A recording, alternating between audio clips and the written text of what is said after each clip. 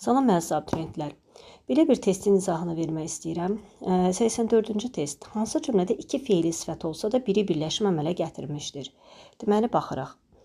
Yazılıb ki, üzərinə məsuliyyət götürmədən işə başlayan adam. Hansı adam? Üzərinə məsuliyyət götürmədən işə başlayan adam.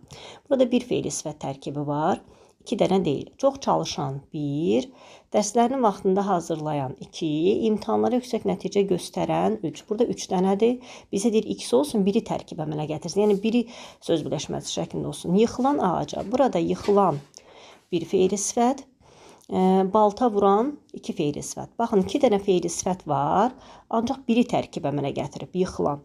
Biri balta vuran, biri tərkib əmələ gətirib, yıxılan tərkib əmələ gətirməyib. Vüqar anasına deməmiş xalası gilə getdiyi üçün. Nə üçün? Anasına deməmiş xalası gilə getdiyi üçün.